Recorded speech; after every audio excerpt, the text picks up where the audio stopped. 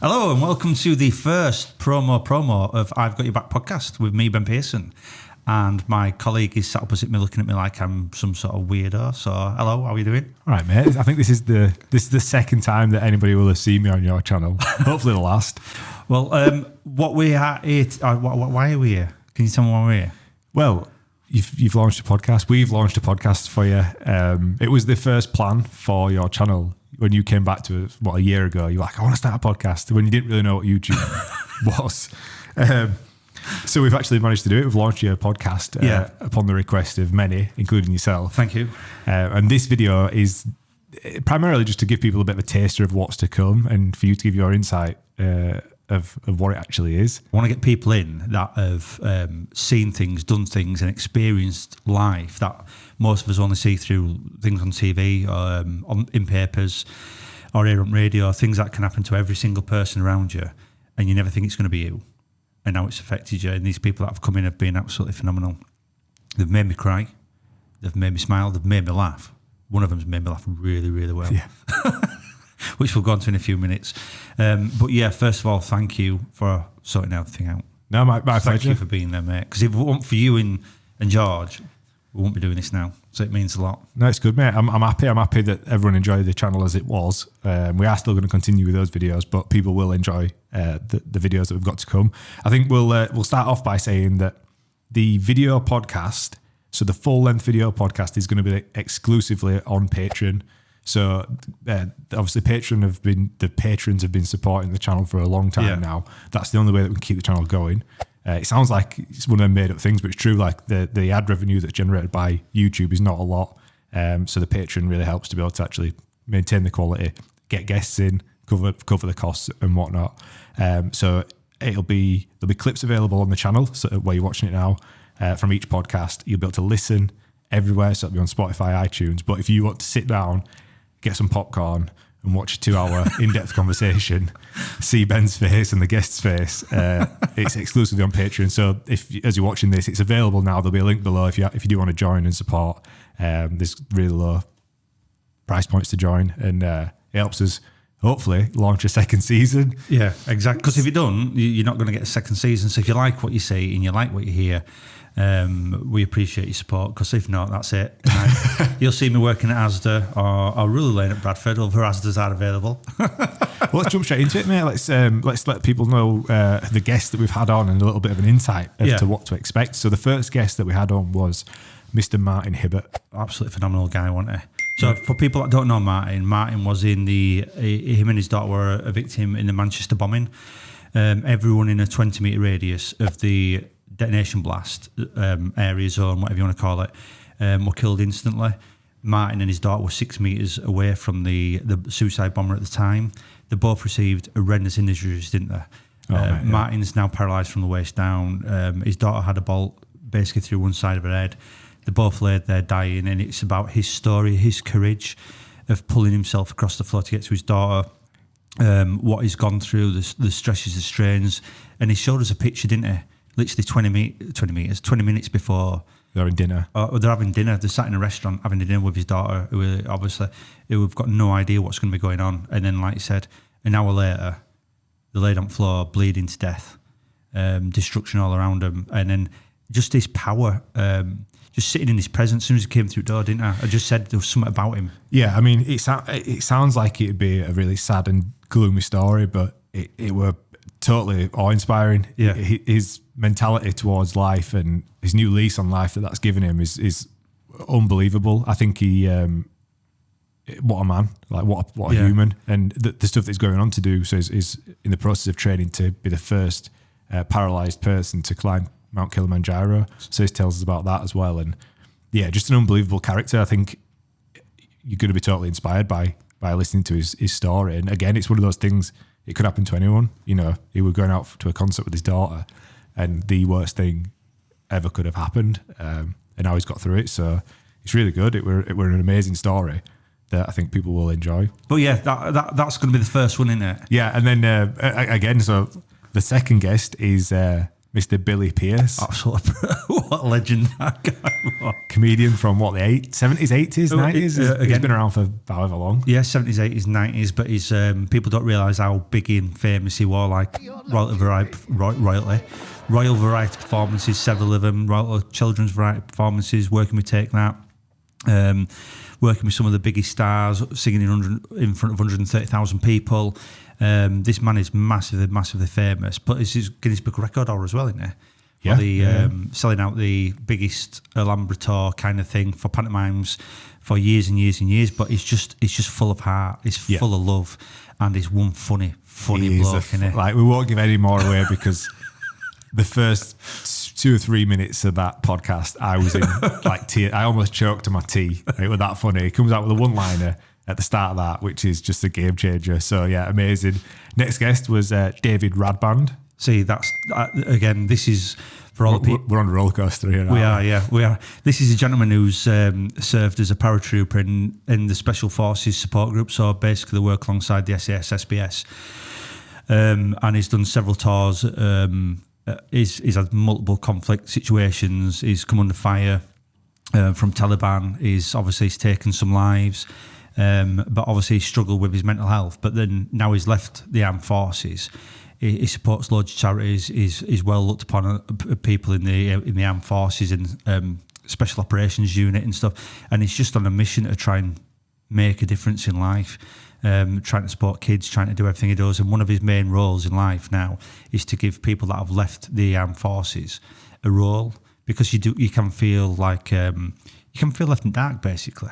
So what he's doing is he's working for it's not British Rail, is it? Is it Network Rail or someone like that? But the idea being is you come out of the armed forces, you contact him, and he gets you in a place to work then for what they do. So another brilliant guest, and some of his stories, obviously they'll just knock you back about the conflicts and where he's been and what he's been doing. So yeah. Next up was Mr. Jeff Thompson, BAFTA award winner, all round previous hard man. Yeah, you know.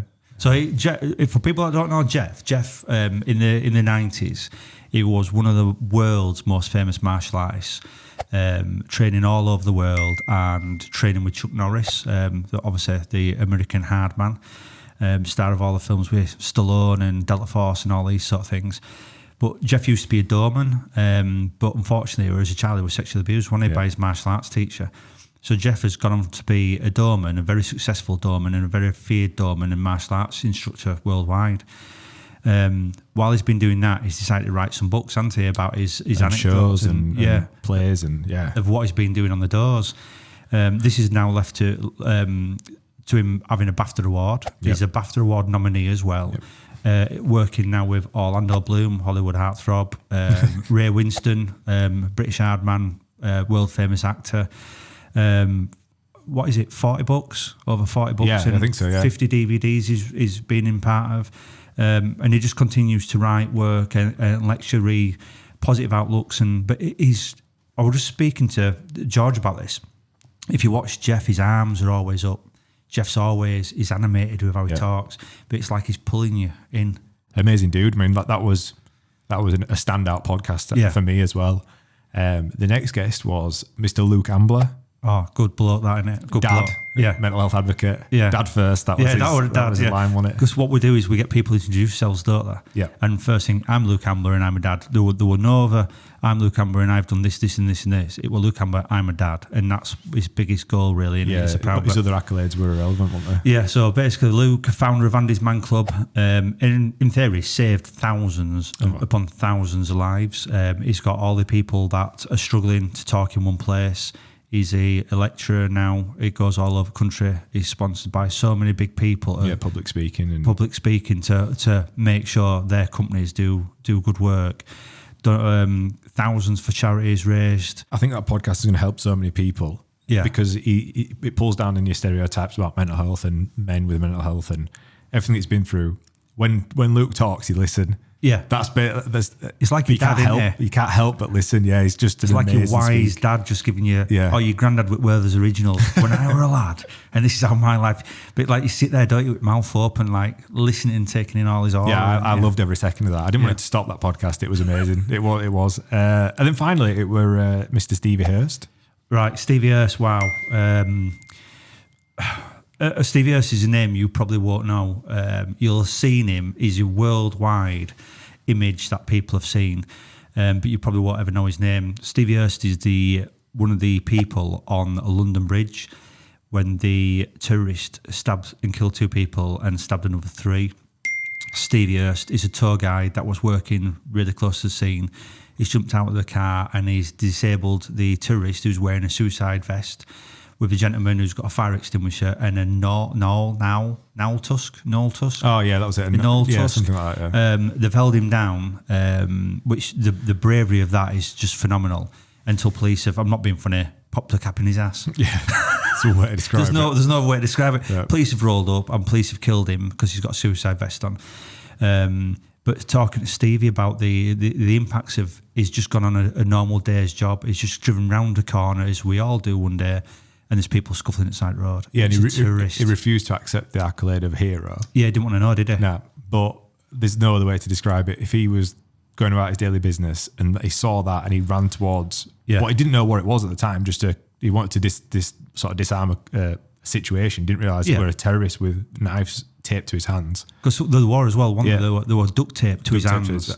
That is not, coming from a police officer's point of view as well, that is something that a lot of police officers probably struggle to run towards unless you're an arm bobby. But he's got a radio voice, hasn't he? Yeah, the man was built for this. You love that. But yeah, I mean, with all those guests, I think one thing that needs to be said is they're all going through different stages of their own battles, highs, lows, everywhere in between. And that's the most eye-opening thing for me, I guess, was to see all these individuals that have been through all these different things and where they are in their journey, and they're all just trying their best to get through it all. And it gives you a lot of tools as just a listener to sort of move forward with life and see that how bad it can be and how much people can get through the other side when they've got people that have got the back.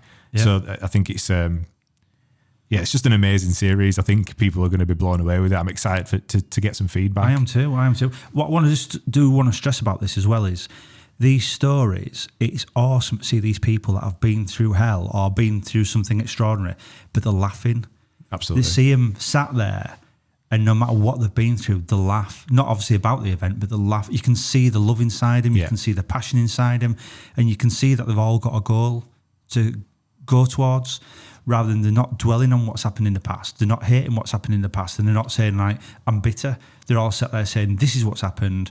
I've pushed forward, and this is where I've got to. And that's what I think is so inspiring about every single guest we've had on. So yeah, basically, I just want to have the back no matter what, because like I said, they're there for everyone else. What they've done. They've been there for that other person, so I want to be there for them. And that's it. That's what's coming. So as I said, the first podcast is now available to watch on Patreon. There's going to be clips going on the channel very soon from each episode, and nothing more needs to be said, mate, apart from fingers crossed. Yeah. We hope you like it, and if you do like it, let us know in the comments, and we will be back for season 2. So thank you and big love. Welcome back to another episode of I've Got Your Back podcast. It's quite a stressful job trying to make people happy all the time. And you have the same problems that other people have, so you've got to deal with it as best you can. Yeah, so we lost 3 lads on the 6th of August 2009. They got blown up in a vehicle, lead vehicle, got hit by an IED. I knew I was dying, and I knew, well, I was watching Eve die in front of my eyes. So Luke just tell him, so I said, Alfie Uncle Andy's died, he's gone to heaven. And the screeching which it let out as a 6-year-old boy. And I heard 15 plus gunshots going off in quick succession. I've never run so fast in my entire life. And I could see that I was a monster, that I'd battered people, I'd knocked people out, I'd kicked their teeth out. You know you've changed as a person and you can't go back. I didn't feel right. Didn't think somebody like me could have depression. First thing I say is my name's Ben Pearson, and I'm proud to say I've got mental health issues. Still things I need to figure out about myself. I think there's still doors to open up in my mind, if you like. It's okay not to be okay. It is okay. Yeah. It's okay to feel shit, but it's not okay to stay there. I am working on myself to get myself better. I do a lot of work to try and help other people, which helps me make me feel better.